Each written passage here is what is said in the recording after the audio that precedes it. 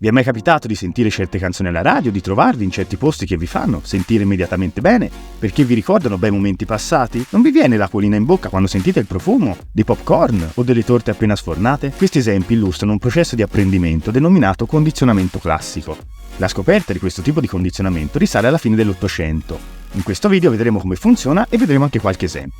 Segui il video fino alla fine per scoprire questo affascinante aspetto della psicologia e ricordati di iscriverti al canale per non perdere i prossimi video. Ciao a tutti e benvenuti in questo nuovo video, io sono Jacopo, studente e appassionato di psicologia, desideroso di divulgare in modo semplice e chiaro i molti aspetti affascinanti di questa disciplina.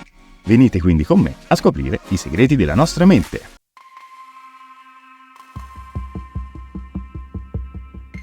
La storia del condizionamento classico inizia grazie a una figura principale, Ivan Pavlov, premio Nobel nel 1904. Particolarmente interessato a studiare la composizione e le funzioni della saliva, questo autore misurava la risposta salivare dei cani alla vista del cibo. Nel corso di questi esperimenti notò casualmente che i cani iniziavano a salivare ancora prima di vedere il cibo, non appena sentivano i passi dello sperimentatore che si avvicinava. Decise quindi di studiare questo fenomeno. Presentando un rumore o un altro stimolo che normalmente non causava la salivazione, poco prima di introdurre il cibo nella bocca del cane, Pavlov osservò che dopo un certo numero di ripetizioni bastava il solo rumore o un altro stimolo neutro a far salivare l'animale. Questo processo di apprendimento per associazione è stato poi chiamato condizionamento classico. Una piccola nota di curiosità: uno dei cani utilizzati da Pavlov nei suoi esperimenti è esposto in Russia a un museo che è intitolato a suo nome. Ma perché la scoperta di Pavlov è così importante? Il condizionamento classico è un processo di apprendimento elementare che svolge una funzione adattiva molto importante: mettere in allarme gli organismi in presenza di stimoli che segnalano l'imminenza di un evento importante. Come osservò Pavlov, se si poteva condizionare la salivazione, si potevano condizionare anche dei processi automatici che vanno ad incidere sulle malattie e sui disturbi mentali. Vediamo ora i principi di base del condizionamento classico. Supponete di voler condizionare un cane a salivare quando sente un determinato rumore. In condizioni normali, il suono del campanello potrebbe indurre il cane a drizzare le orecchie, ma certo non a salivare. In questa fase il suono del campanello rappresenta uno stimolo neutro, perché non induce la salivazione. Se poi si introduce del cibo nella bocca del cane, questo inizierà a salivare. Questa risposta salivare all'introduzione del cibo viene attivata in modo naturale dal cane. Non avendo bisogno di alcun apprendimento per produrre la salivazione, il cibo costituisce uno stimolo incondizionato, ossia uno stimolo che induce una risposta innata senza un precedente apprendimento. Campanello e cibo vengono poi abbinati e il cane inizia a salivare. Dopo varie prove di apprendimento, il cane inizia a salivare anche in assenza del cibo al solo suono del campanello. A questo punto il campanello è diventato uno stimolo condizionato, ovvero uno stimolo che tramite l'associazione con uno stimolo incondizionato va a stimolare una risposta condizionata. Visto che il cane inizia a salivare quando sente il rumore, la salivazione è diventata una risposta condizionata, ossia indotta da uno stimolo condizionato. Pavlov scoprì inoltre che il campanello diventava una risposta condizionata in maniera più rapida quando associata a maggiori quantità di cibo, dimostrando in tal modo che l'intensità dello stimolo incondizionato, in questo caso il campanello, gioca un ruolo importante nel determinare la risposta condizionata. Una volta stabilita la risposta condizionata, questa potrebbe anche persistere a lungo, ma se il condizionamento classico deve aiutare gli organismi ad adattarsi al proprio ambiente, è evidente che deve esistere un modo per far cessare la risposta condizionata quando mutate condizioni ambientali la rendessero non più appropriata. Questo fenomeno è una forma di apprendimento detta estinzione e si verifica quando lo stimolo condizionato viene presentato ripetutamente in assenza dello stimolo incondizionato, facendo indebolire e poi scomparire la risposta condizionata. Infatti, quando Pavlov per più prove suonava il campanello senza farlo seguire dal cibo, i cani finivano per smettere di salivare in risposta al suono del campanello. In ogni caso, anche quando una risposta condizionata si estingue, non tutte le sue tracce vengono necessariamente cancellate. Per esempio, se a distanza di tempo dall'estinzione viene ripresentato il suono del campanello, il cane potrebbe ricominciare a salivare.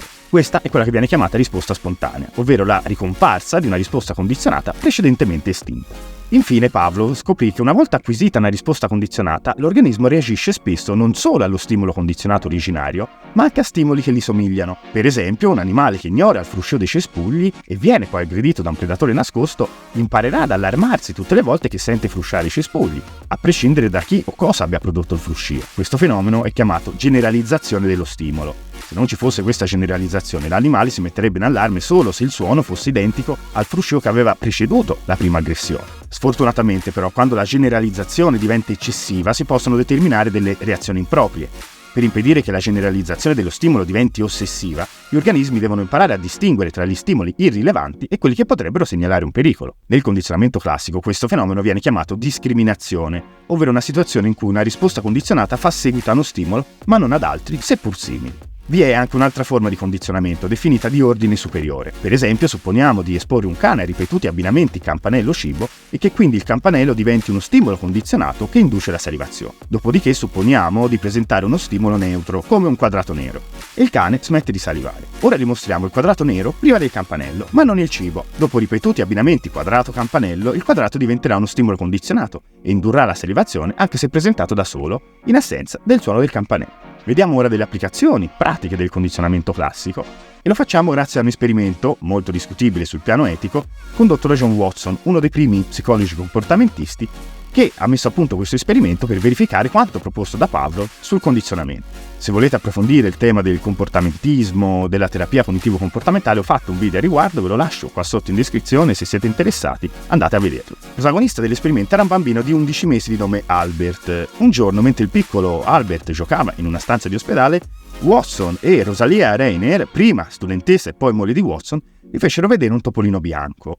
Albert non mostrò il benché minimo segno di paura. Poi, sapendo che il bambino aveva paura dei rumori, iniziarono a colpire con un martello una sbarra d'acciaio, producendo un rumore assordante mentre facevano vedere al bambino il topolino. Il rumore spaventò Albert e lo fece piangere. Dopo vari abbinamenti topolino-rumore, la semplice vista del piccolo animale lo faceva piangere. Altri tipi di evidenze sembrano indicare che almeno alcune paure siano condizionate.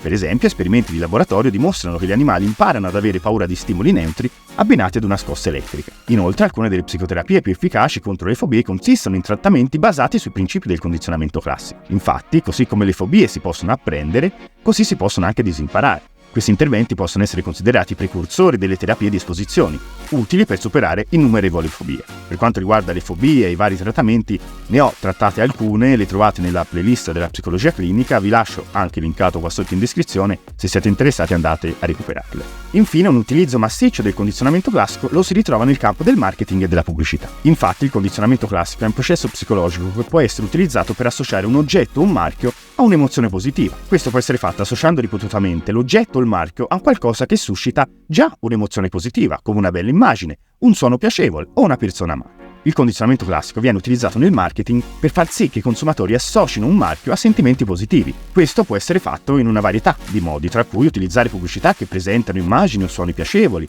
associare un marchio a celebrità o personaggi famosi, creare un'atmosfera positiva in un negozio o in un sito web, offrire sconti o promozioni speciali. Il condizionamento classico può essere un potente strumento per le aziende che vogliono aumentare le vendite e fidelizzare i clienti. Tuttavia è importante utilizzare questo processo in modo etico e responsabile. Gli esperti consigliano di evitare di utilizzare il condizionamento classico per indurre i consumatori a comprare qualcosa di cui non hanno bisogno o che non possono permettersi. Fatemi sapere qua sotto nel box dei commenti se anche voi, magari inconsapevolmente, siete stati vittima di questo condizionamento classico e se fino ad ora non lo sapevate e questo video vi ha un po' aperto la mente. Cari amici, questo video termina qui, spero che sia stato di vostro gradimento, vi invito come al solito a lasciare un like, a iscrivervi al canale per non perdere poi le prossime uscite e di lasciare qua sotto un commento con osservazioni, domande o critiche. Ci vediamo al prossimo video, ciao!